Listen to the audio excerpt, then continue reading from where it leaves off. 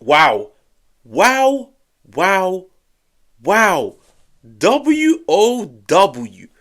I didn't expect to be making this video. Like, a part of me deep down knew one day I was going to have to make a video similar to this. I definitely didn't expect to be making it this early. Game week 1 against Cremonese. Now, in case you didn't know, Cremonese, who've just come up from Serie B, have gone to the San Siro and they've beaten Allegri's Milan 2-1.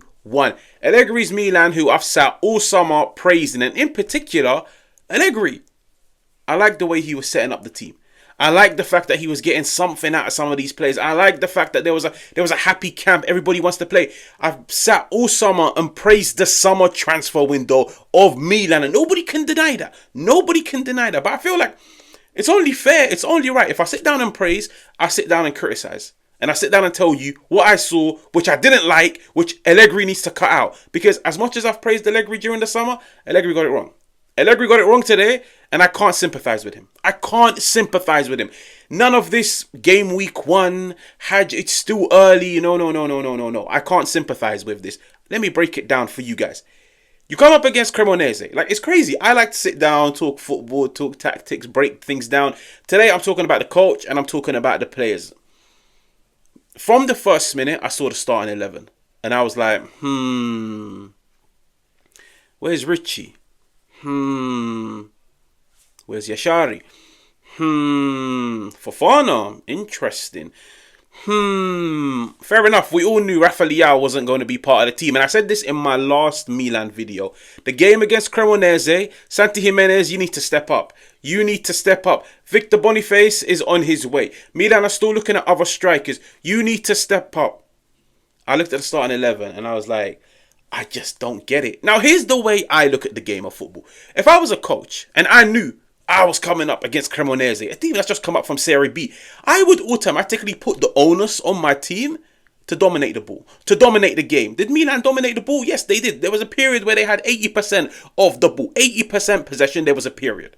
On average, I believe they had about 70%. Milan dominated the ball.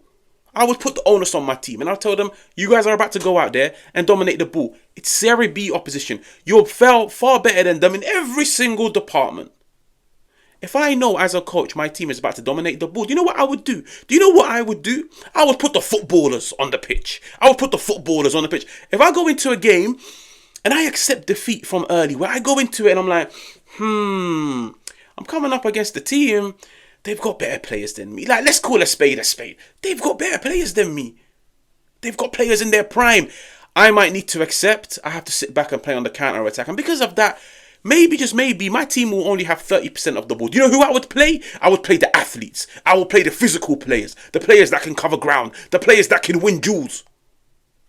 Against Cremonese, I would automatically look at every single one of those players and say, you're about to go out there, dominate the ball. They're about to sit back. Let me see what you guys can do from a technical level. Why is Ricci on the bench? Why is Jashari on the bench? Why am I seeing Fofana in 2025? When the season ended last season, I made a video who Milan should bin, who should Milan sell, who should Milan keep, and who deserves another chance. And I remember there were two players, which so many of you guys didn't like me saying. Pavlovic and Fofana are not good enough.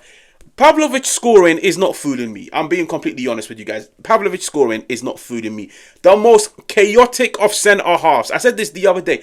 Pavlovic is the Darwin Núñez of centre-halves. Yeah, don't get me wrong. Darwin Núñez will score you goals. But he will also play a massive part in costing you games. In losing you games. Pavlovic, the exact same thing. Fofana, like last season, there was a part of me that sympathised. I was like, what can you really do? You got Reinders, but you got Fofana, you got Musa. Like, what could you really do? Like, you're handcuffed. Like, your hands are tied behind your back. Who could you really play? There's Ricci. There's Jashari. And in particular, there's Ricci. I have to emphasize this. The kid that's played every single preseason game. Liverpool, Arsenal, Perth Glory, Chelsea. Every single preseason game. And he's been the shining light. The shining light. He doesn't start the first game against Cremonese. If anything, he is the one player in this team that's most ready, that's most well equipped, that's got the match rhythm, he's got the match sharpness, he's got it all. He's shined in pre-season. I couldn't believe it. Like, you know, I was sat Googling it. I was like, maybe he's injured. Maybe, like, he pulled up in the warm-ups or something. No. It was just a tactical decision. Ricci's on the bench. Luka Modric, 39 years old, was pulling strings. And I was just sat having to watch a 90-minute game where Modric was playing like the regista. Modric was the guy dropping deep to pick it up from Tomori, from Gabbia, from Pavlovic. Guess who was playing in the advanced position? Fofana. Loftus-Cheek, fair enough. He surprised me today because he's had a very good preseason, but it's genuinely coming across like he's the preseason Pele. Well, as soon as the Serie A comes on and the lights are on and there's fans in the stadiums and it's now serious big pressure moments, he's not that guy. But fair enough. I was just looking at it and I was thinking, so Modric is playing deep. Modric's job is to pick up the ball, progress it into those attacking players, and Fofana is one of them. How many shots did Fofana shoot today? How many shots does Fofana have? And all of them, every single one over the bar, besides one or two. Fofana doesn't start. Fofana's one of those players, you bring him off the bench. You're winning 1-0. You want to see out the game. You want some grit. You want somebody that's going to be tenacious, aggressive. You bring on Fofana. Against Cremonese, you have 75% of the ball. You bring on the footballers, the technical players, the silky players, the elegant players, the players that can give and go, the players that can play the game. The first substitution came on, the 70th minute? No surprise, Luka Modric is going off. He's 39 years old. You need to preserve his energy. The guy's knackered. I was just sat and I was like, fair enough. First time, you know what's crazy? Milan had opportunities. Milan dominated the ball. But as soon as it got into the final third, when you're now looking at Loftus-Cheek, can you make that intricate pass? Can you find Pulisic? Can you find Salamakers on the overlap? No, he can't. Fofana, can you convert this opportunity from 12 yards out? No, he can't. Fofana, can you score on the volley? No, he can't. I was looking at it and I was thinking, surely at half-time, Allegri realizes, listen, we're dominating the ball. Listen, man, this game is smooth sailing. Listen, we've got the ball. We're taking it into dangerous territory. Let me bring on the footballers. Footballers win you games, okay? Footballers win you games. Athletes, physical players, they win you duels. There was no duels today against Cremonese. It was Milan with 70% of the ball. Milan getting the ball into Cremonese's half and then struggling. That last bit of quality to score from 12 yards. That last bit of quality to make that cross. That last bit of quality converting an opportunity. It wasn't there.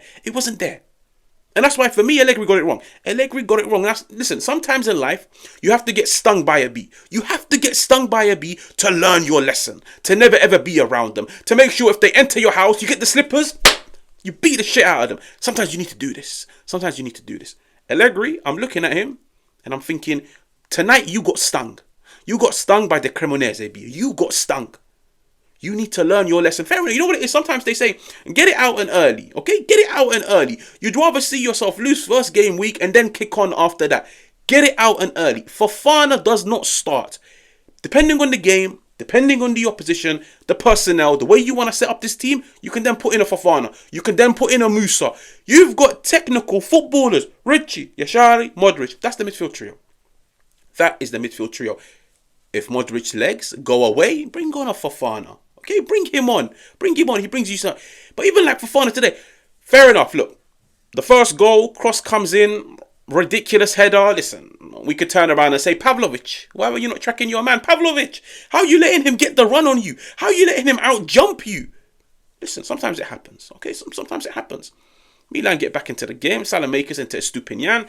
Stupinian offensively, I was surprised. I wanted to see him stay onto the pitch because I was like, Milan are going to dominate the ball. I think defensively, he didn't really carry himself the best, but you could see he still needs a few more games. He still needs to find his feet.